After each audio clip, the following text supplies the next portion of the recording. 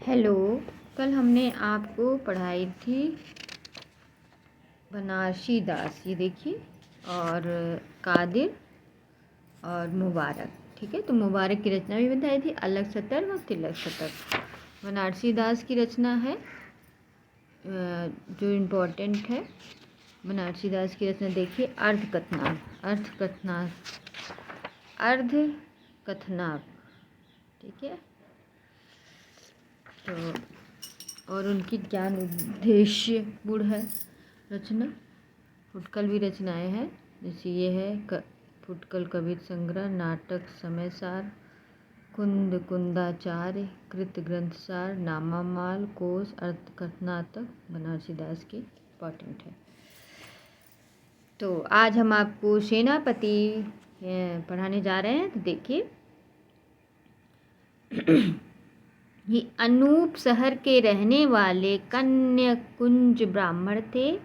अनूप शहर के रहने वाले कन्याकुंज ब्राह्मण थे। इनके पिता का नाम गंगाधर, पितामह का परशुराम और गुरु का नाम हीरामणि दीक्षित था। तो पितामह का नाम तो नहीं भूलेंगे परशुराम, और गंगाधर भी नहीं भूलेंगे उनके पिताजी का नाम। इनका जन्म काल संवत 1646 के आसपास माना जाता है। ये बड़े ही सहृदय कवि थे। ऋतुवर्णन में इनके जैसा और किसी सिंगारी कवि ने नहीं किया।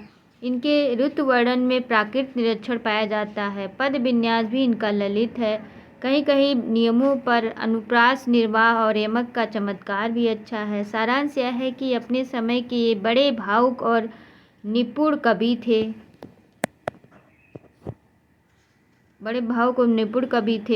अपना परिचय उन्होंने इस प्रकार दिया।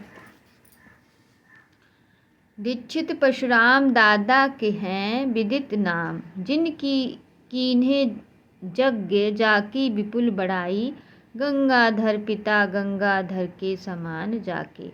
गंगा तीर बसति अनूप जिन पाई है, महाजानमणि विद्यान हूँ मैं चितमानी। हीरामणि दीक्षित ते पाई पंडिताई, सेनापति सोई सीतापति के प्रसाद जाकी। सब कही कान दे सुनत कविताई।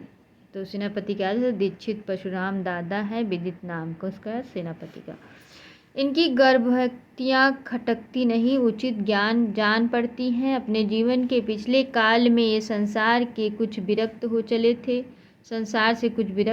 थे। जान पड़ता है मुसलमानी दरबारों में भी इनका अच्छा मान रहा, क्योंकि अपनी विरक्त की झोंक में इन्होंने कहा के तो करो कोई पे करम लिखोई ताते, दूसरी ना होई उर सोई ठहराई। आंधी ते सरस बीती गई बरस, अब दुर्जन दरस बीच रसना बढ़ाई। चित अनुचित धरु चीरज सुचित, सेनापति हुए सुचित रघुपति गुण गहाई। चारि बार दान तजी पाए, कमलेच्छन के पायक मलेच्छ के काहे को कहाय। कमलेच्छन और मलेच्छ जहाँ है वो सेनापति के हैं पद।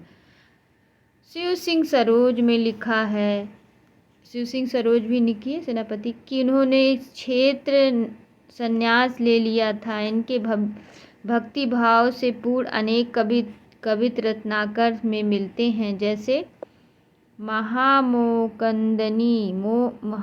महामोहकंदनी में जगदनी में, दिन दुखादनी में जात है बिहाय के। सुख को ना लेस है कलेस सब भातिन को, सेनापति यही ते कहत अकुलान के। आवे मन ऐसी घर बाय परिवार तजो, डारो लोक लाज की समाज से बिसराय है। हरिजन पूजनी में वृंदावन कुंजनी में, रहो बैठी काहू तरवर तर जाए के। यद्यपि इस कवित्व में वृंदावन का नाम आया, पर इनके उपास्य राम ही जान पड़ते हैं, क्योंकि स्थान पर उन्होंने सियापति राम आदि नामों का स्मरण किया है। कवित रत्नाकर इनका सबसे पिछला ग्रंथ जान पड़ता है, क्योंकि इनकी रचना देखिए संवत 1707 में हुई, यथा संवत 1706 में से सियापति पाए। सियापति कविता सजी सज्जन सजो सहाय। ये बहुत बड़ा है। इनका यह ग्रंथ काव्य कल्पद्रुम भी प्रसिद्ध है। जैसा कि हम पहले कहा जा चुका कि इनकी कविता बहुत मर्म स्पर्शनीय और रचना बहुत ही प्रौढ़ और प्रजल है। जैसा एक और इनमें पूरी भावुकता थी, वैसे ही दूसरी ओर चमत्कार लाने की पूरी निरूपता भी। श्लेष का ऐसा साफ उदाहरण शायद ही और कहीं मिले। ना ही करे थ्योरी मांगे सब देन कहे, मांगन को देख ही पट देत बार बार है। जिनके मिलत भाली प्रताति की घाटी होत, सदा शुंभ जन्म भावे गिरधार है। भोगी है रहत विलासत अवनी के मध्य, कन कन जोरे दान पाठ परवाह है। सेनापति वचन की रचना निहारी देखो, दाता और शूम दो किन्हें इकसार है। भाषा पर ऐसा अच्छा अधिकार कम कवियों का देखा जाता है। इनकी भाषा में बहुत कुछ माधुर्य ब्रज भाषा का ही है। संस्कृत पदावली में अवलंबित नहीं है। अनुप्रास और यमक की प्रचुरता होते हुए कहीं भद्दी कृत्रिमता नहीं आने पाई है। इनके ऋतुवर्णन के अनेक कवित्व बहुत से लोगों के कंठस्थ हैं। रामचरित्र संबंधी कविता भी बहुत ही ओजपूर्ण है। इनकी रचना के कुछ नमूने दिए जाते हैं। रामचरित्र रचना है इनका, जो इनकी रचना नमूने के बानी सो सहित सुबरन मुँह रहे जहाँ, सुरत भाउत भांति अर्थ समाज को। संख्या करी लीजे अलंकार अधिक या में, राखो मति ऊपर सरस ऐसे आज को। सुनो महाजन चोरी होत चार चरण की, ताते सेनापति कहे तज उरलाज को। लीजियो बचाए ज्यों चुराए नाही कोई सौंपी, बित की सी थाती में कबित के ब्याज को। वृष को तरनी तेज हर्षो करनी तपे, ज्वालीन के जाल विकराल बरसात है। तजती धरनी जग सुरत सुरनी सीर, छाह को पकारी पंथी पक्षी बिरामत है। सेनापति नेक दुपहरिया ढरकत भोत, धमका विषम जो न पात खरकत है। मेरे जान पोन सीरे ठोर को पकारी काहूँ, घर एक बैठी काहूँ धामे बितावत है। सेनापति उन्हें नए जलद सावन के, जा रहु दिवस घूमरत घरे तोए के। शोभा बरसाने ना बखानु ताज के भात, आने हैं पहाड़ मानो काजर के ढोए के। घन सो गगन छायो हो तिमिर सगन भयो, देख न परत मानो रवि गयो खाए के। चारि मास भरी श्याम निशा को भरम मान, मेरे जान यही ते रहत हरि सोए के। दूरी जदुराई सेनापति सुखदाई देखो, आई ऋतु पावस न आई प्रेम पतिया। धीर जलधर की सुनत धुनि धरकी हो, दर की सुहागिनी को छोह भरी छतिया। आई सुधी वर की ही में आन खर की, सुमरी प्राण प्यारी वह प्रीतम की बतिया। बीती ओधी आवन की लाल मन भावन की, डग भई बावन की सावन की रतिया। बालिको सपूत कपिकुल पुरहुत, रघुवीर जी को धूत भारी रूप विकराल को।